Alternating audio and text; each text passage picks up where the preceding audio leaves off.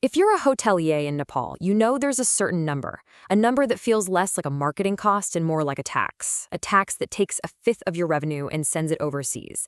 Well, this isn't just another story about that problem. This is a tactical guide on how to take that power back.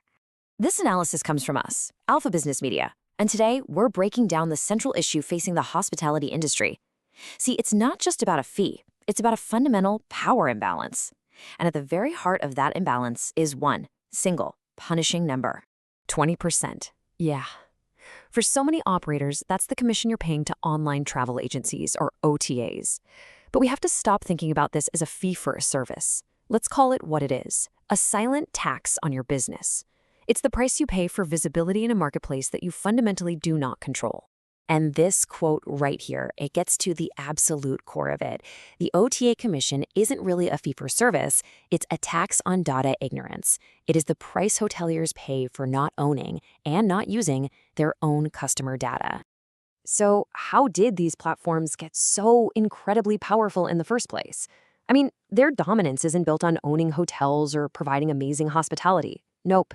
It's built on two really powerful economic ideas that create what we call platform lock-in. The first one is the network effect, and it's this crazy self-reinforcing loop. Travelers go to OTAs because that's where all the hotels are, and hotels list on OTAs because, well, that's where all the travelers are. It's a flywheel that is almost impossible for a single hotel to break out of. If you're a new hotel, not being on an OTA feels like you're invisible, and suddenly that 20% commission doesn't feel like a choice. It feels like a ransom. And the second source of their power? It's what's called information asymmetry. Just look at this comparison. It's wild.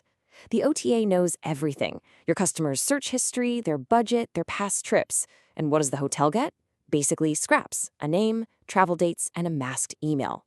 The OTA captures the most valuable asset, the customer relationship, and it's gone the second they check out. So what's the end result of this data gap?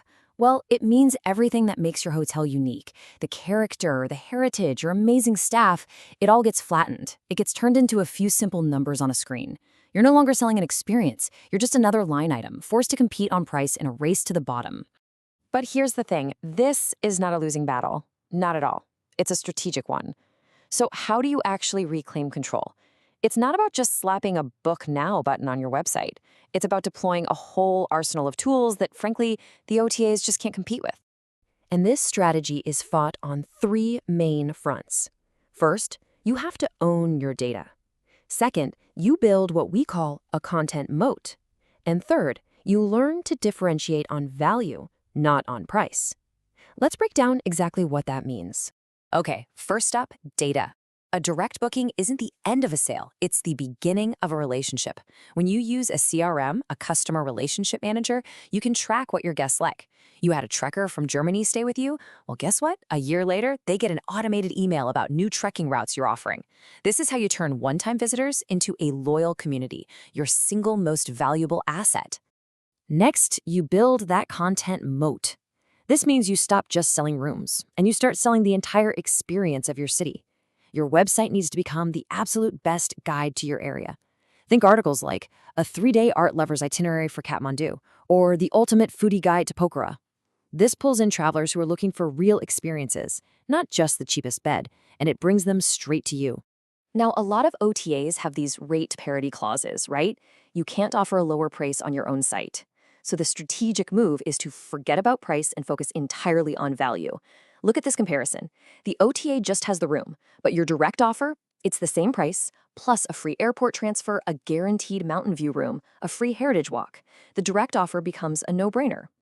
And look, we don't just have to guess if these strategies work. We can look right here in the region and see two very different approaches to this exact same problem, with two very, very different outcomes.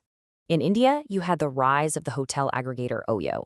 It promised a solution, but for many, it just swapped one dependency for another and led to a loss of brand identity. The lesson here? Be really skeptical of any single platform promising to solve all your problems. Now contrast that with Bhutan. Their entire national tourism policy is built on high value, low volume. It's a deliberate strategy to decommoditize their travel product. The lesson there is to adopt that mindset. Create something unique that can't be easily sold on a mass market website. So, as we're all looking ahead to 2026, every hotelier in Nepal is facing a really clear choice. And the path you start walking down today is going to determine your profitability, your brand, and honestly, your future. And you can see here the two futures couldn't be more different. The platform reliant operator, they'll just keep accepting that 20% is a fixed cost. Their margins will get squeezed, and their fate will be tied to an algorithm they have no control over. But the direct first operator, they take a fraction of that 20% and reinvest it in their own channel. They build a real brand, they own their customer relationships, they become the masters of their own destiny.